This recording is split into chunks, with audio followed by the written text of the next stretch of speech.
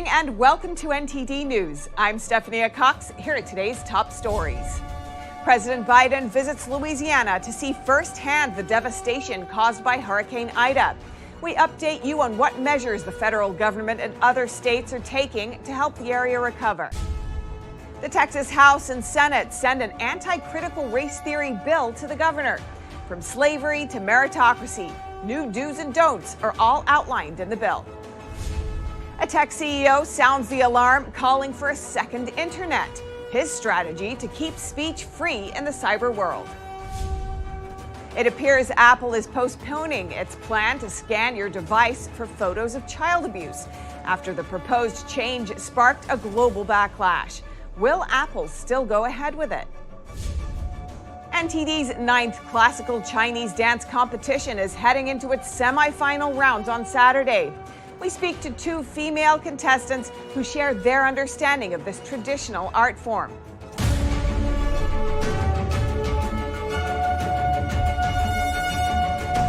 President Biden made a trip to Louisiana today as the state works to restore power and fix the damage from Ida.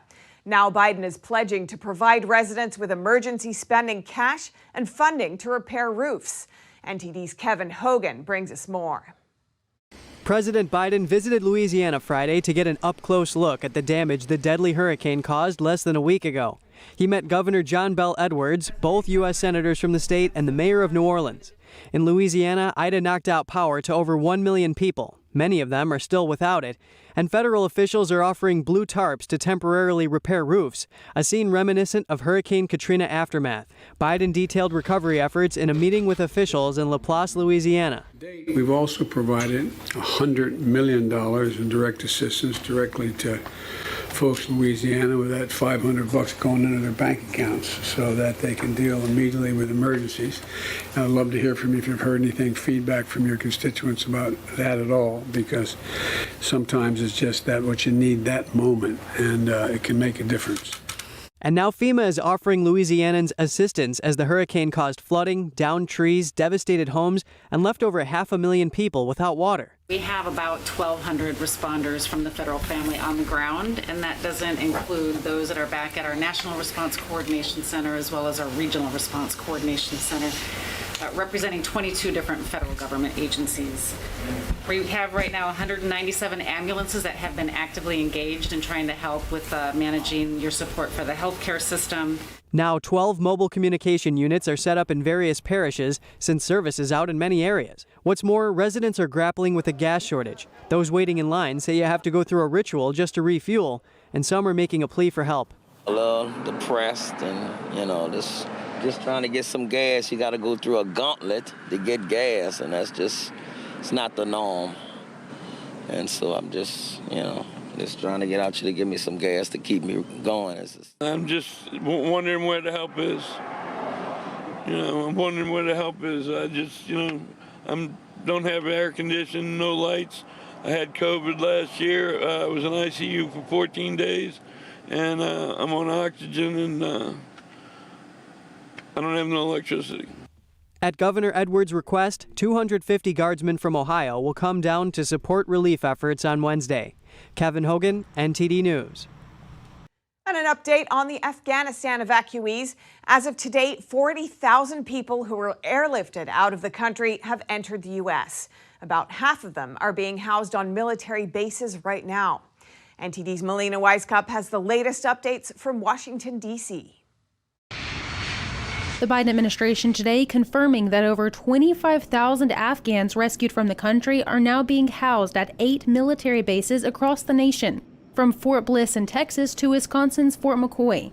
With the capacity they have now, just 10,000 more could fill up these bases. I do not anticipate needing any additional bases to reach the capacity we need of at least 50,000. The administration's now working to expand their capacity.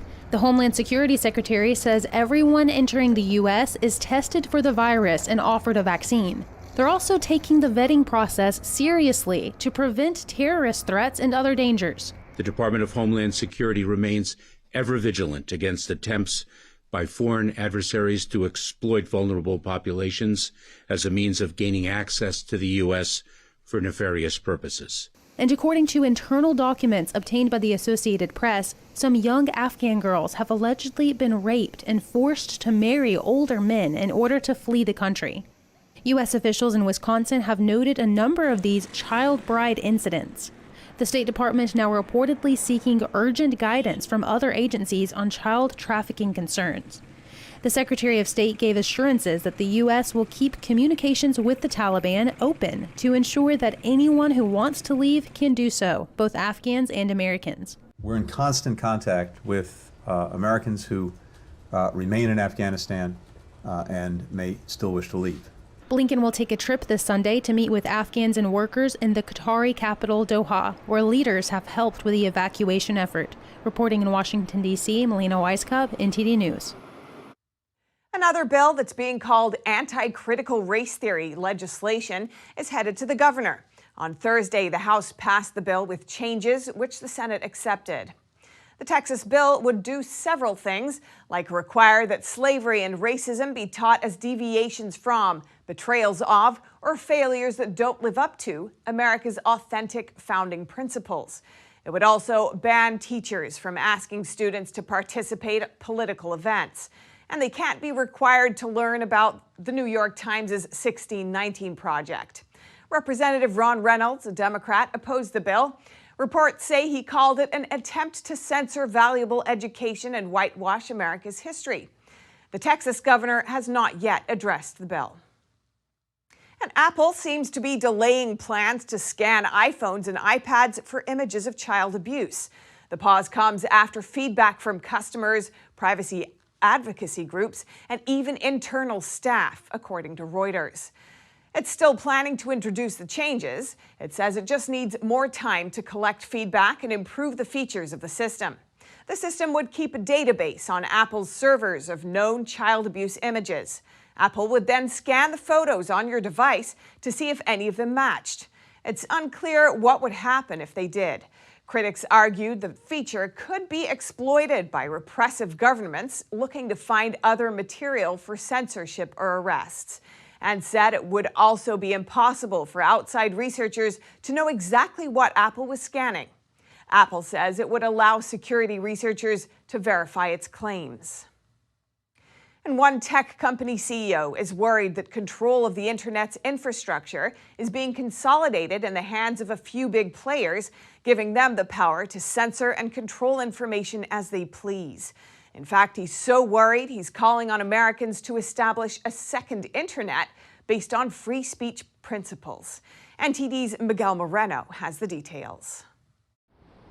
During the 2020 election, Americans witnessed and experienced the powerful abilities tech companies have and use to legally stifle speech. We're at a precipice where these companies have so much control and power over what we see and what we do and how we interact with each other. Martin Avila is the CEO of RightForge, an internet hosting company. He's now calling for a second internet. In other words, making more and supporting more internet companies that value American rights like free speech to prevent what happened to social media platform Parler. Parler was essentially disallowed from using the physical components of the internet, right? They were taken off their servers. This was completely different than any other sort of deplatforming or censoring. This was the taking away of an ability for a company, a private company, to do business and exist at all on the internet. Shortly after the January 6th Capitol breach, Apple and Google removed Parler from their app stores for several months. Amazon also removed Parler's website from its web hosting service. The big tech companies accused the network of being too soft on content that incites violence, which Parler denied. Are your values what make you stand apart from these other companies? Absolutely. I mean, we've from its inception, we included the Declaration of Independence and the Bill of Rights in our corporate documents because we said there needs to be an internet company that projects American values throughout its entire organization, and so that people can know that that is what RightForge is. Avila says his message is for everyday Americans. People with websites, for example, can move their sites over to web hosts that embrace their values. Miguel Moreno, NTD News. A state in Australia is rolling out a new app to ensure people are quarantining properly. The app is voluntary and it will use biometric data such as facial recognition and geolocation to pinpoint the user's whereabouts. NTD's Jason Perry has the details. In August, South Australian Premier Stephen Marshall said the app would make home-based quarantine more cost-effective. Currently, anyone arriving in Australia is required to quarantine for 14 days at designated facilities unless they have an exemption. And Robert Carling, an economics senior fellow at the Center for Independent Studies, told Fox News that those designated places for quarantining are guarded by police and people would much rather quarantine at home. So when people volunteer to use the new app, they are allowed to quarantine at home. The app allows the Australian government to collect their facial recognition data and their geolocation data to track the user's whereabouts. The app is called Quarantine SA, and it prompts users to check in at random times throughout the day to confirm if the individual is at an approved address and is complying with the home quarantine mandates. Users will have 15 minutes to respond to the check-in.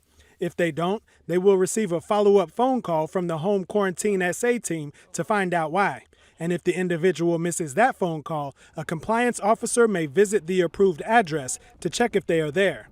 The app is currently under a trial period, but according to South Australian Premier Stephen Marshall, it will be expanded to international travelers in the following weeks. Jason Perry, NTD News. A small island country north of Australia called Micronesia will be tapping U.S. funding to construct a Pacific undersea communication cable. That's according to Reuters sources. They say Micronesia rejected a Chinese company-led proposal that was deemed a security threat by U.S. officials. NTD's Patrick Hayden has more. The Federated States of Micronesia will access U.S. funding to build underwater communication cables. They rejected a proposal from a Chinese company, which U.S. officials deemed a security threat. One expert says the United States Trump-era initiative to counter China's financial involvement with smaller nations' infrastructure is continuing. It's certainly a push, I think, that this administration is looking into as well. And so it's good to see that, we can kind of step up on this. Underwater cables have far greater data capacity than satellites. In recent years, the US has been supporting communication projects in the region to counter China's influence. There is a lot of Chinese money going around, which a lot of these places, rightfully need. They need infrastructure, both physical and digital. They need investments from abroad to help them sort of with their own economic development. Beijing has consistently denied any intent to use cable infrastructure for spying. It'd be a shame for them to, supply them with all these undersea cables, and then eventually one day we find out that the CCP has full access to all the information that's traveling through them. So anonymous Reuters sources say the US will contribute funds to a line that would connect 2 of its 4 island states. It would replicate part of a route proposed under a previous $72 million project. That one was cancelled in June after Washington raised concerns the contract would be awarded to Huawei and a Chinese optical cabling company, Huatong. Micronesia's 4 islands have a population of about 116,000. The US-funded cable that's to be built will likely link another underwater cable that connects the US territory of Guam. That's according to one source close to the matter. Patrick Hayden, NTD News. The European country Lithuania no longer wants its ambassador to be in China. This comes after a disagreement with Beijing over Taiwan opening a de facto embassy in Lithuania. But the European country says its embassy in China is operating normally despite their recall. NTD's Don Ma has more. Following a dispute with China over Taiwan, Lithuania has withdrawn its ambassador from Beijing. Lithuania's foreign ministry said on Friday that Ambassador Diana Miškovienė had been recalled from Lithuania's embassy in China. It says the embassy itself is operating normally. The move comes after China last month said it would withdraw its envoy in Lithuania, while demanding that Lithuania remove its ambassador in Beijing. The tension between the two nations started when Lithuania agreed to allow Taiwan to open a de facto embassy there under Taiwan's own name. The embassy is to be named the Taiwanese Representative Office. This is the first time the island's name has been used for one of its offices in Europe. Often, Taiwan's offices in other countries use the name Chinese Taipei. It's to avoid making a reference to the island itself and to avoid offending China. China claims Taiwan is part of its own territory and asserts that the democratically ruled island should not have diplomatic relations with other countries. The Chinese Foreign Ministry has said that Lithuania's move undermined China's sovereignty. The European country said it was disappointed with China's actions and says it stands ready to develop mutually beneficial ties with Taiwan. The de facto embassy is set to open in the fall. Last month, in a phone call with Lithuania's foreign minister, Secretary of State Antony Blinken expressed the U.S.'s support for Lithuania's expanding ties with Taiwan. On Friday, European ambassadors to China expressed solidarity with Mishkovania. Dozens gathered to take part in a joint photo with her as she left Beijing. Don Ma, NTD News. Up next, the anniversary of 9/11 approaches. We find out how those devastating memories are affecting people. And we speak with two female contestants from NTD's 9th Classical Chinese Dance Competition, which is heading into its semi-final rounds on Saturday. The dancers tell us their understanding of this traditional art form. That and more on NTD News.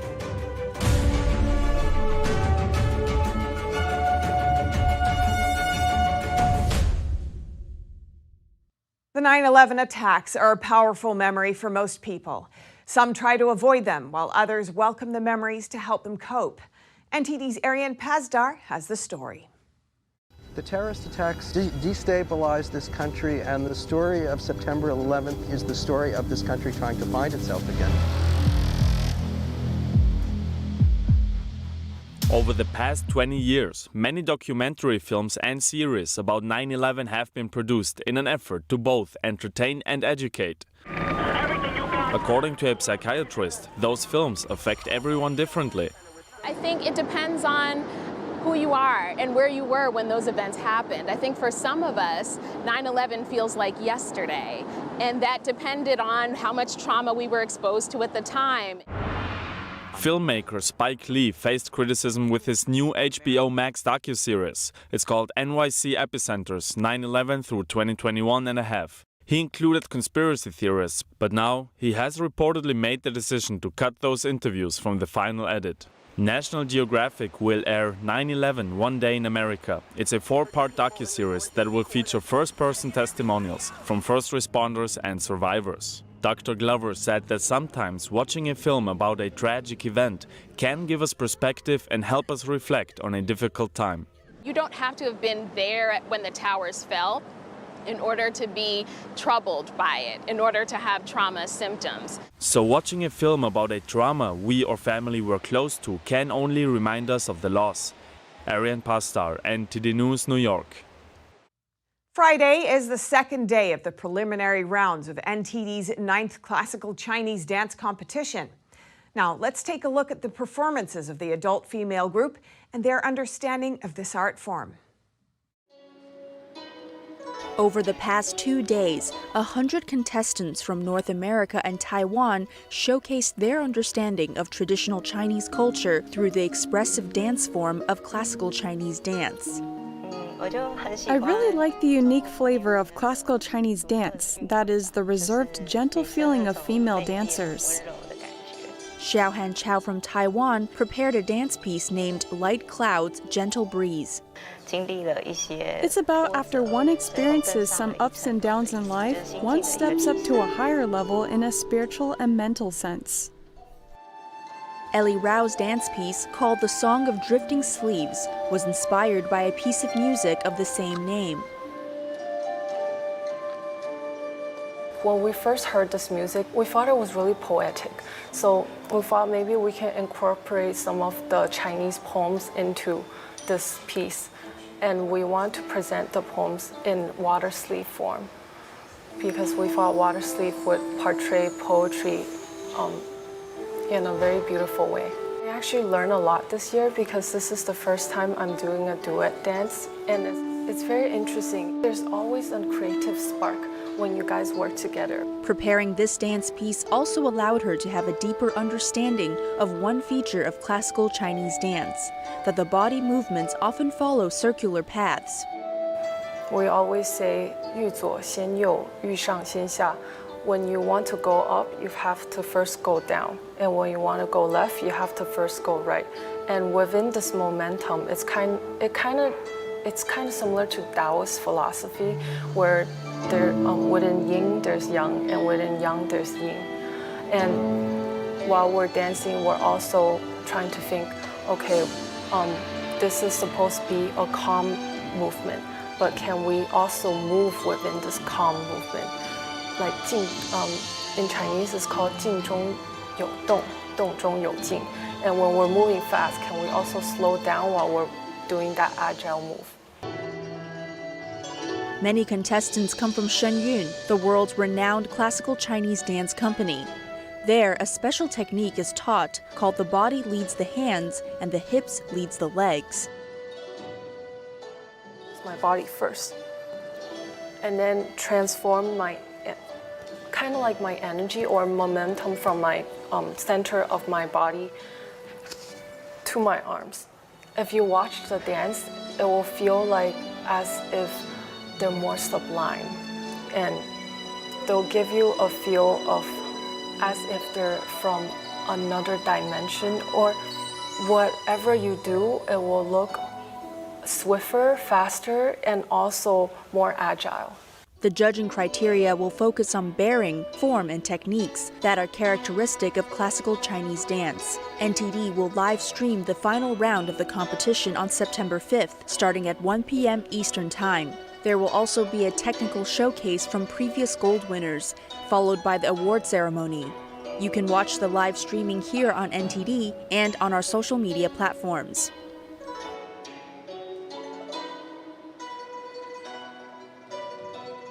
Walmart workers are getting a raise. The company says it's increasing pay for more than 565,000 employees.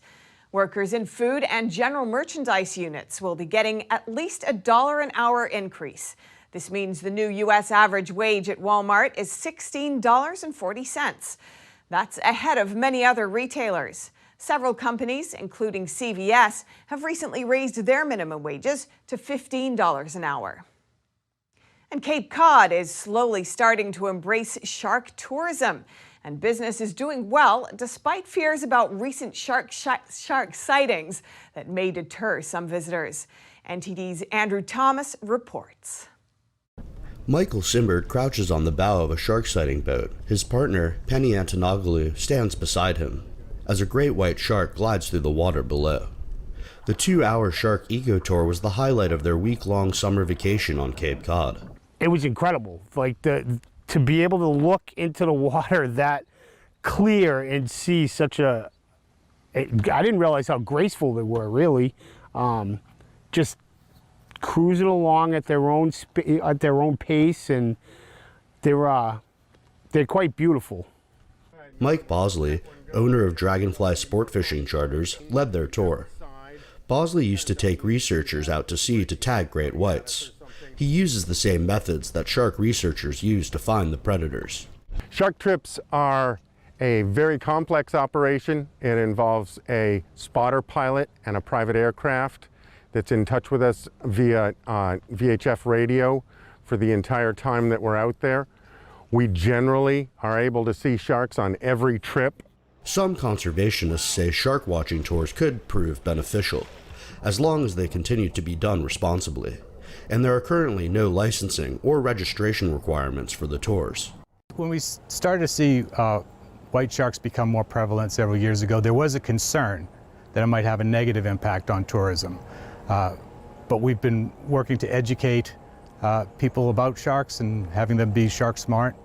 And what we've actually seen is there's been no negative impact to the number of tourists coming to the Cape because of the sharks. Cape Cod has been slow to embrace its reputation for great whites. 3 summers ago, the popular vacation destination saw its first attack in years. Dozens of beaches have temporarily closed in recent weeks, after sharks were spotted as close as 30 feet from some of the Cape's most famous beaches. Andrew Thomas, NTD News. Coming up, firefighters are making progress on containing one of California's largest active wildfires. The fire continues to burn, threatening communities near Lake Tahoe. And Apple is partnering with several states to allow residents to add a driver's license to their digital wallets. This digital license is also valid as ID at airports. More in just a moment here on NTD News.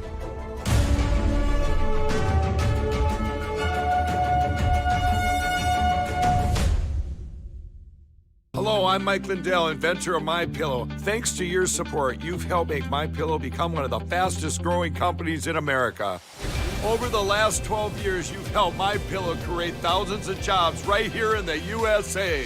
When I got MyPillow, I'm asleep almost immediately. I stay asleep at night and I wake up more well-rested in the morning. That's why I invented MyPillow. My patented fill adjusts to your exact individual needs and helps keep your neck supported and aligned. I'm interrupting this commercial right now. Retailers have canceled MyPillow, and to thank you for your support, I'm gonna pass the savings directly on to you. For example, you get my 6-piece towel sets, regular $109.99, now only $44.98, or MyPillow dog beds for as low as $19.99 with your promo code. For the best night's sleep in the whole wide world, visit mypillow.com.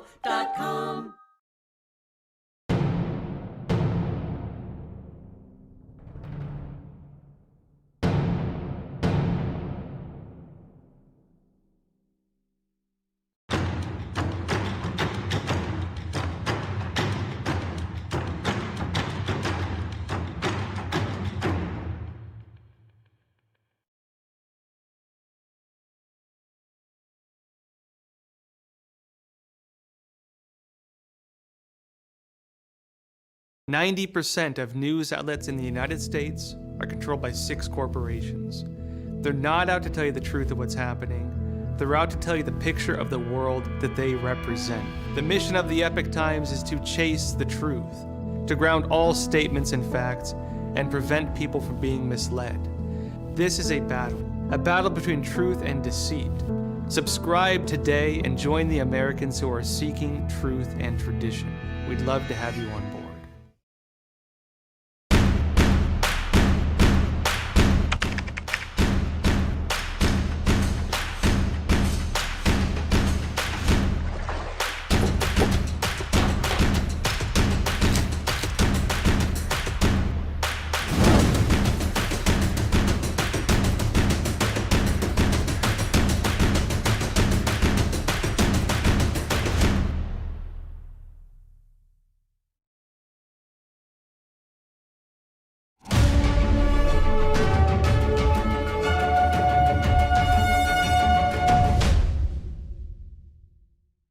One of California's largest active wildfires continues to burn, threatening communities around Lake Tahoe.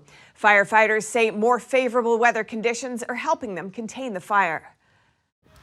Favorable weather conditions on Thursday helped firefighters in the battle against California's Caldor fire. The fire has been burning since August 14th and is threatening communities around Lake Tahoe.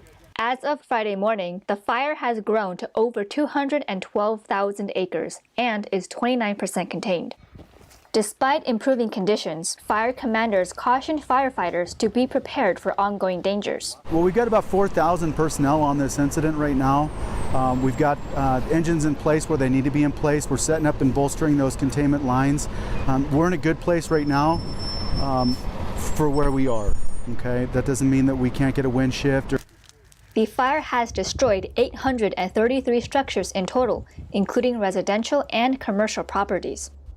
Earlier this week, thousands of residents were forced to flee South Lake Tahoe. Currently, there is no set date for when residents can return. They should know that we have 4,000 people on this incident, and we're working day and night to protect those homes, to bolster our containment lines, to do everything we can to save savable property.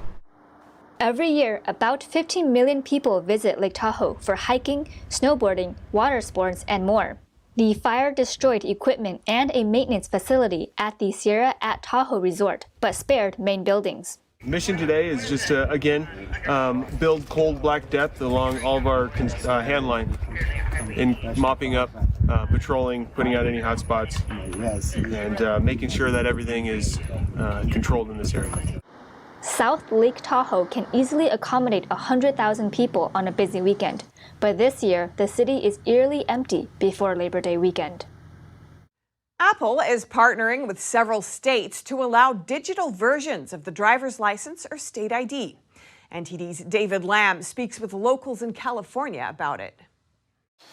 Residents may add their driver's license or ID on an iPhone via Apple Wallet or Apple Watch. We speak to locals in Silicon Valley, where the company's headquarters is located. Apple in particular is very protective of people's privacy, so having it on Apple versus, say, Windows or something like that is something I would be interested in. According to a statement on Wednesday, Apple says that Arizona and Georgia will be the first states to introduce this new innovation to their residents, with Connecticut, Iowa, Kentucky, Maryland, Oklahoma, and Utah to follow. Well, I think it makes me a little nervous. I'm afraid I might lose it, and then somebody else will have that information. Apple stated that the company and participating states won't know when or where users present their IDs, and that customer data is encrypted. Well, I know it is a big trend and people are doing it, and I suppose maybe I'll have to learn it, but so far I'm a little bit of a 20th century person still living in the 21st century now. Once a state adopts the feature, residents can tap their device to present their ID without handing over their device. Apple is also working with TSA to enable the feature at selected airport checkpoints. Using my phone to get through TSA would be a really quick and easy option. I mean, everybody has their phone on them. You don't have to pull out your passport or something like that. So if you have your phone, everything's on your phone. Well, the truth is I forgot my phone today, so because I had it out of my purse, and when I left I didn't bring it. So then I'd be without my license. Now, Apple's vice president of both Apple Pay and Apple Wallet stated that this feature is part of the company's vision of replacing the physical wallet with a mobile wallet. David Lamb, NTD News, California. A school district in Southern California held a press conference about people fleeing from Afghanistan. The district is working to raise awareness about loved ones who've returned and those who are still stranded. Here's NTD's Eileen Ang with more. Good afternoon. The Cajon Valley Union School District gave an account of local students and families impacted by the events in Afghanistan. They spoke about those who returned home safely and the strategies for the ones still stranded in Afghanistan. My wife, my 3 kids, and I woke up in the morning on Sunday, August 15, and we saw no government, no police, all police stations and government departments were empty. Everybody left, and all their equipment left behind. So for 24 hours, there was nobody in power. One night, Mr. Juma went to the airport to find a way to escape. But when I was waiting behind the crowd to see what's the situation, how we can get out, somebody hit me in my back. So it was so hard hit. So I ran away. When I looked behind myself, I saw a Taliban guy. After passing through many Taliban checkpoints, they made it to the airport where Marine soldiers brought him and his family to the U.S. A father of 5 described how difficult it was. It was really hard for us to pass the Taliban gate. And they told us, why you guys are leaving Afghanistan? Why you guys not staying here with us? I told them, that's our country, that's my nation, we're living there. So we have to get out of here. Fawzi sent many emails before a congressman in Southern California responded and helped him get out. And I want to say sorry for those people that they lost their life, either Marine or Afghan. They are all part of our family. I have a clear message to the United States that most of people are suffering in Afghanistan. They are waiting to evacuate from Afghanistan as soon as possible. They urged the government to help others get out. My heartfelt condolences goes to the U.S. service members who have been killed during this operation, helping others to evacuate from Afghanistan. We located them. We provided intelligence. Our employees communicated through WhatsApp and Facebook Messenger to help direct the ground troops to find them and extract them to give them safe passage to the airport. Because these are people that worked for the U.S. military. They're not friends of the Taliban, so they have to hide from the Taliban. Miyashiro said there are a lot of privately funded teams that know where the last family is and have a plan to rescue them. Congressman Darrell Issa has former military on staff coordinating the teams. We're working with the State Department, the Department of Defense, but we're also working with, I was on the phone with Uzbekistan and with Caldor today. They're all taking a leading role. I have appointments with the Turkish ambassador. They are also taking a leading role. These countries still have embassies, which means they have diplomats in Kabul, and as a result, we're going to leverage their resources until or unless there are more U.S. resources available. According to the Cajon Valley Union School District Family and Community Liaisons, a total of 38 people were rescued. 19 of those are Cajon Valley students. They are working on bringing a family with 3 students who are still in Afghanistan home. Eileen Ang, NTD News, California. Up next, North Korea says no to vaccines from China. They say the vaccine should go to countries struggling with the CCP virus. But a think tank says North Korea has other concerns. And Japan's prime minister will step down after only 1 year in the position. His approval ratings have dropped due to his handling of the pandemic. More shortly here on NTD News.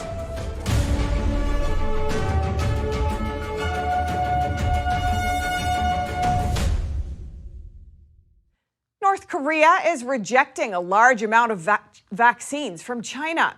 What's the real reason? NTD's Tiffany Meyer has more. Now we look to North Korea. The isolated country has rejected about 3 million virus vaccine doses from China. North Korea says these vaccines would be best sent to severely affected countries. But a think tank says North Korea isn't keen on Chinese vaccines, partly due to concerns that they are not as effective. North Korea has shown interest in shots made in Russia. North Korea has not reported any CCP virus cases. It has enforced strict lockdown measures, including border closures and domestic travel curbs. The figures from North Korea cannot be independently verified. An influential Chinese economist is warning against Beijing's clampdown on various Chinese companies and sectors. Zhang Weiying says excessive state intervention in the economy will hurt jobs and consumers. He says it won't lead China to common prosperity, but to poverty. Intervention meaning stern measures against entrepreneurs and the wealthy. And his concerns are gaining recognition in China. One of China's top think tanks, the Chinese Economists 50 Forum, published his analysis. Zhang has long been a critic of big government. He supports a free economy. He believes a free economy allows poor people to forge a route to better circumstances. He says if we lose our faith in the market and introduce more and more government intervention, China will only go into common poverty. In China, voices of opposition such as Zhang's are rare, and Beijing continues to ramp up its clampdown on a range of sectors in China. We have an update on Japan. The country's prime minister has announced he's stepping down. This is raising concerns over political instability surrounding one of America's most important allies. Here's more. Japanese Prime Minister Yoshihide Suga announced Friday he does not intend to run for re-election, setting the stage for his replacement after just 1 year in office. Hopes were initially high for Suga, who took over after Shinzo Abe resigned last September due to health problems. Since then, Suga's handling of the global health crisis and a rocky vaccination rollout pulled his approval ratings down below 30%. Suga said Friday he hoped to focus on battling the pandemic instead. While I had the schedule to run in the election, thinking about COVID measures and election activities needed an enormous amount of energy. In that situation, I could not do both. I needed to choose one. Suga's comments cap off a roller coaster week in which he pulled out all the stops to save his job. Ruling Liberal Democratic Party officials said Suga will finish his term as its president until his successor is chosen in a party-wide election slated for September 29th. The winner of the contest is all but assured of becoming premier because of the LDP's majority in the lower house. The government has been considering holding the general election on October 17th. Coming up, in French overseas territories, local authorities are mandating vaccines for large parts of the population, but some residents are pushing back. And Thailand has come up with a creative and eco-friendly solution to a shortage of hazmat suits. They're upcycling plastic waste into personal protective equipment. Find out more in just a moment here on NTD News.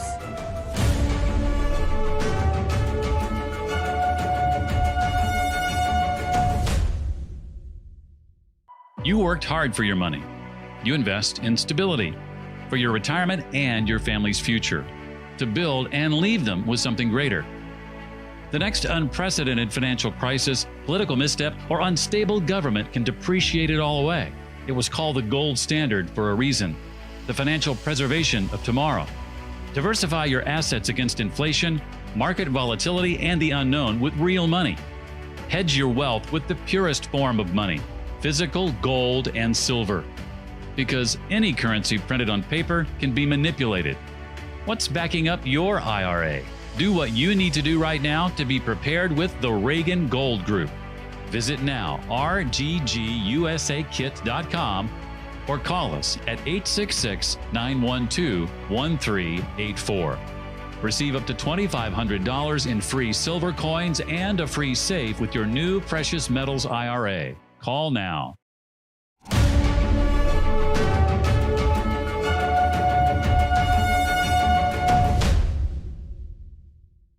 Over to French Polynesia, where local authorities recently passed a law making vaccines mandatory for many residents on the islands, including medical staff and anyone whose work brings them into contact with the public. And in New Caledonia, government officials voted today to make COVID-19 vaccinations mandatory for all adults. But some residents are protesting against the new laws. NTD's David Vives has more. Was the French president's visit to French Polynesia the cause of a skyrocketing number of CCP virus infections over the past month? There is strong evidence that the Macron delegation's visit to the French islands on July 24th had consequences. Since January, the rate of infection was fewer than 10 people per day on average. But after the president's visit, there were 3,000 active cases per 100,000 people, which is a lot for a group of islands with 280,000 people. According to a French epidemiologist, the trip was a mistake. French journalist and author Jean Robin, who lives in French Polynesia, had this to say. Polynesians I'm in touch with are in shock because their people are dying in massive numbers that they haven't seen in decades. Images of Macron's visit show thousands of people who gathered to welcome the president. The massive crowds could have facilitated the spread of the virus, the expert says. One response by French Polynesian authorities to the pandemic was to implement mandatory vaccination for most of the island's residents. It's against so many laws, and it's against free will, when you believe it. So it's a nonsense, and in French Polynesia, it would be put in place on the 23rd of October. The law has been passed on the 23rd of August. And we have only 2 months to comply. Universal vaccine mandates have so far not been implemented anywhere in France or in its territories, but there are already plans on other French islands. In New Caledonia, though no cases and deaths related to the virus have been reported, the government has announced mandatory vaccination for all adults by the end of this year. This can be done only with the consent of the French government, which has shown signs of support for the measure. According to Robin, this might be a way for the French government to test a universal vaccine mandate. Such a measure has not been implemented anywhere in the world, except for Turkmenistan, Tajikistan, and the Vatican. Polynesian government went ahead of the French government in implementing this mandatory vaccination. And I think this is to create a kind of a laboratory both in New Caledonia and in French Polynesia, so that the French government can test a mandatory vaccination in those faraway territories, so that once it's implemented in France, they know how to do it and how to deal with it.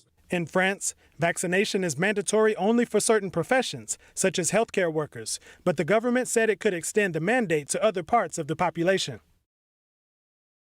With an abundance of plastic waste, but a scarcity of personal protective equipment, or PPE, Thailand is turning trash into treasure by upcycling bottles into protective clothing for people at risk of infection.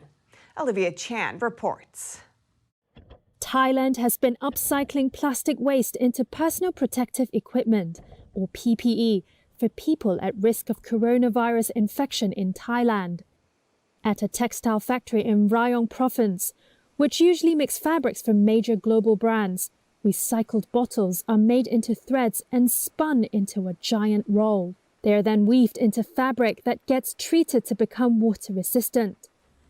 Temple volunteers sew these fabrics into PPE suits for hospitals and monks who have been cremating coronavirus victims. Each PPE suit is made out of 18 plastic bottles.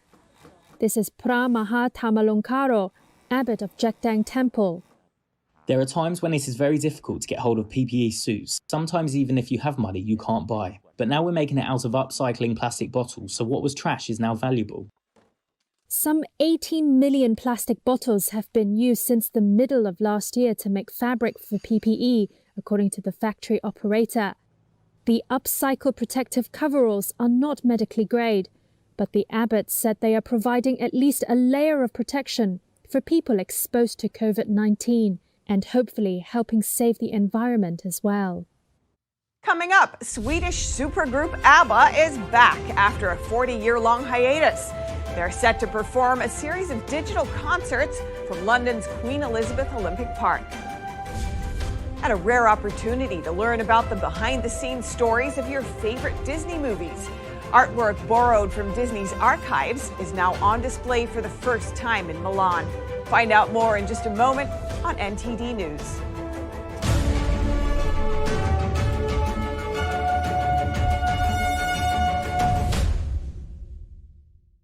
And finally, fans celebrate the long-awaited reunion of one of the world's most successful bands. Swedish supergroup ABBA will be holding a series of digital concerts from London's Queen Elizabeth Olympic Park. NTD's Joanne Robson brings us the story.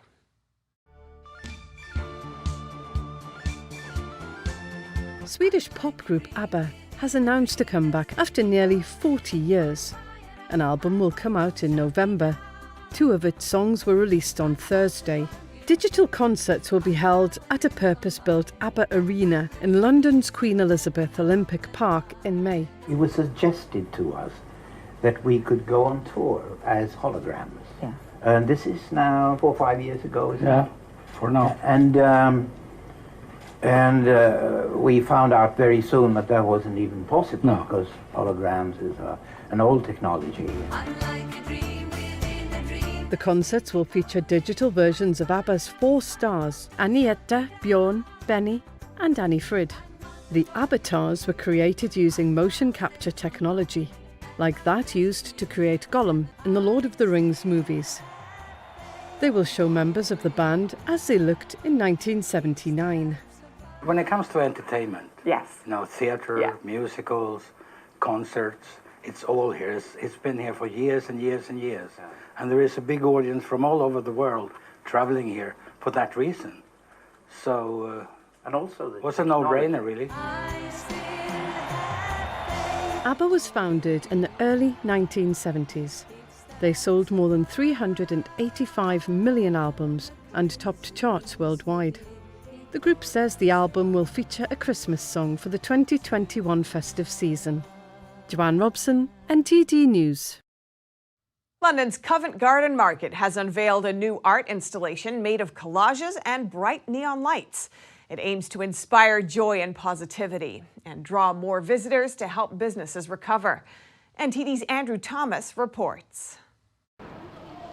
A bright white tiger welcomes visitors at Covent Garden Market in London. The neon light sculpture is part of an installation by British artist Chyla Berman called Neon Wonderland. This is more 3D. It's great to have neon 3D. I like the heart because it's very contemporary. It's very sort of chic-y. It's quite modernist. It's got like a girly feel to it. It's got a voguish feel to it. Michelle McGrath, executive director of Copco Covent Garden, explained what attracted them to Berman's art. For us, we think art is really important in terms of how we think about place shaping. We wanted something that felt immersive. We're very lucky at Covent Garden because we're a naturally outside area that's also a little bit covered, but it just means that people can walk through very easily and interact with the art. Danielle and Lizzie Gildea are visiting from Essex and are among the first to enjoy the outdoor exhibition. I think on like a day like today where it's a bit cloudy, it sort of brightens up the day, seeing like the neon signs and like the pretty flowers and everything. It definitely like makes the day a bit brighter. The pandemic severely hit Copco in 2020. Most retailers, bars, and restaurants were shuttered. The bright and colorful installation aims to draw more visitors inside the market and help businesses recover. The installation will be in Covent Garden until October and light up from 7 a.m. until 12 p.m. Andrew Thomas, NTD News. Do you remember the first Disney animation you ever watched? Maybe Snow White, Sleeping Beauty, or Peter Pan? A new exhibition in Milan is uncovering the secrets behind the famous films. Let's take a look. An exhibition in Milan called Disney, The Art of Timeless Storytelling, is highlighting Walt Disney classics. It shows how, with help from used talented illustrators, the company retold some of Europe's best-loved fairy tales. Visitors to the exhibit can get to know Hercules' path to becoming a hero, or how the three little pigs defeated the wolf in front of our very eyes. La mostra è un'esperienza immersiva. The exhibit is immersive within the myths, the legends, the fables, and the fairy tales. There are 4 sections in which one can see where the stories come from. So you can think about the origins of Sleeping Beauty, Snow White, Pinocchio, and you can also see the cinematographic techniques used by Disney. Di Pinocchio, e insieme si possono, seconda esperienza, ripassare anche un pochino le tecniche cinematografiche di Disney. The exhibition uses original works from Disney's archives to tell the story behind the movies. For example, visitors can catch a glimpse of the first sketches from Sleeping Beauty. It's so important, these exhibitions, because it's a moment where we can share this amazing behind-the-scenes artwork from our collection, which in many cases has never been seen before. The exhibit includes many well-known myths, legends, fables, and fairy tales, but gives special attention to Pinocchio and his Italian origins. The curator says great illustrators, starting at the end of the 1800s, interpreted Pinocchio.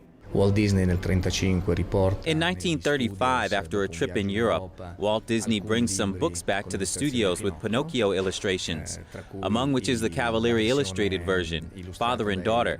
And it's quite impressive to see in the exhibit the trails of this Italian connection. Mostra anche le tracce di questa connessione con l'originale italiano. The exhibition opened on September 2nd and runs until February 13th next year. And that's all for today's news. Thanks for tuning in. I'm Stephanie Cox.